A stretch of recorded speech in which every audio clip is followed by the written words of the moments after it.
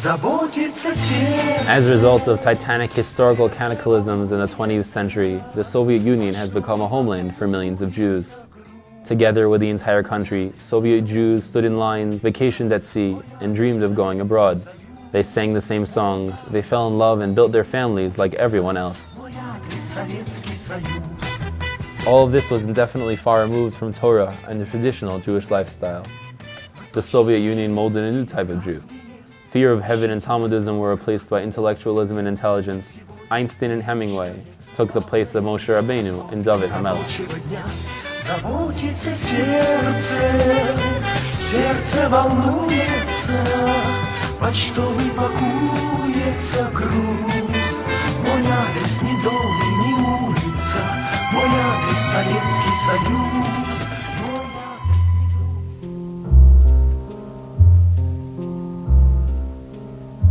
Vlad was born from a typical Jewish family of Soviet engineers. Unfortunately, it is just as typical that he learned of his Jewry in a completely random way. My older brother overheard me calling one of my friends Žid. This is when he told me that in fact I and he and our whole family are Jews. I didn't believe him, and even he had to show me my mother's passport. I was shocked. Jew was a swear word. Like many Jews, Vlad did well in school, for which he was even dubbed Proffessor. It is not surprising that upon graduating high school he attends the Faculty of Physics and Technology and becomes a scientist. Vlad enjoys mountaineering and bardic songs. He marries.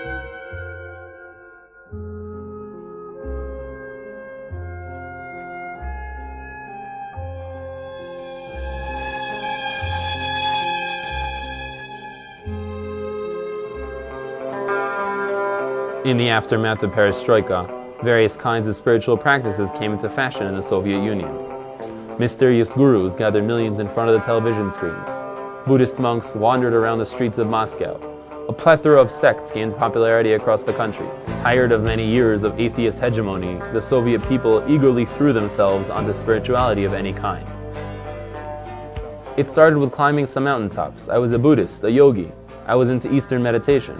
It was a need of the soul of some kind.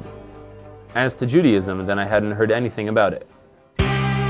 In the 90s, Vlad leads a science project in one of the prestigious academic institutions in Ukraine. But at one point, his life takes a drastic turn. First the divorce from his wife, then an unexpected invitation to continue his research in the Hebrew University of Jerusalem. Vlad decides to open up a new page and makes Aliyah. Vlad's Aliyah, of course, cannot be considered typical. Straight upon his arrival, he was provided with living quarters at the university. And more importantly, an interesting and prestigious position awaited him.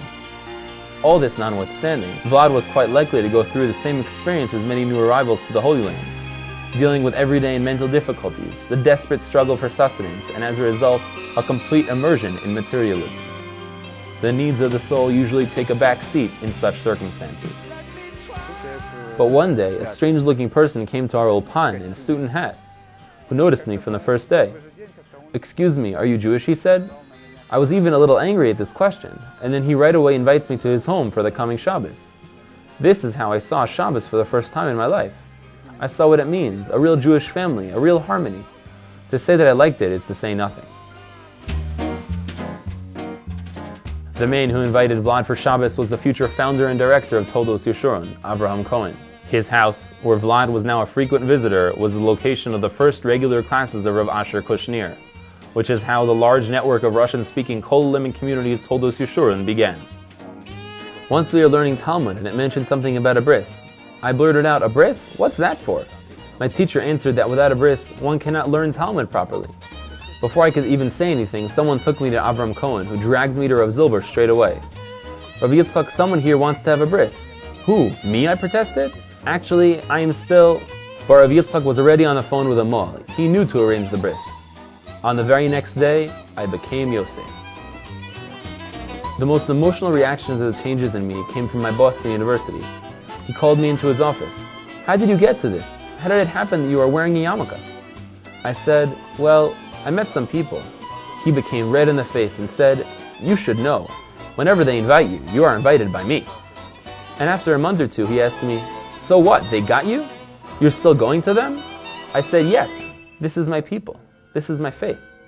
Yosef did not intend to leave his work in the university. He harmoniously combines daily Torah learning with science.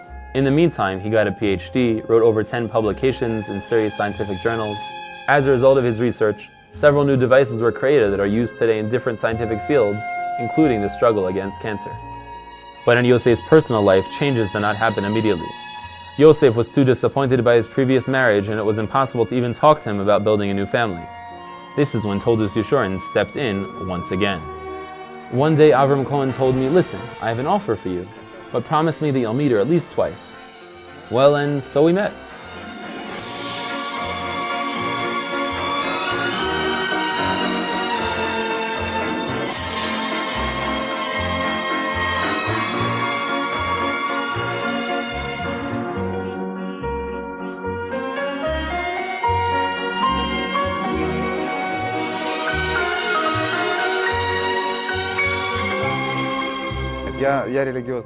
I didn't know anyone religious from my family at all. Once the whole family was very religious, but then, like everyone in this country, became pioneers, communists. Only here in Israel did distant relatives who had immigrated to America before the revolution find me through the internet.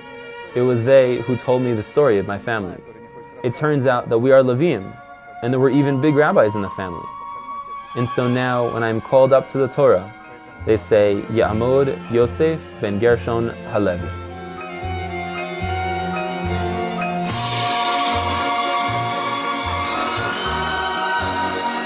Rav Yitzchak Zilber used to say that every scientist who sees the astounding harmony and beauty of nature in his daily work cannot help but see the Creator's hand.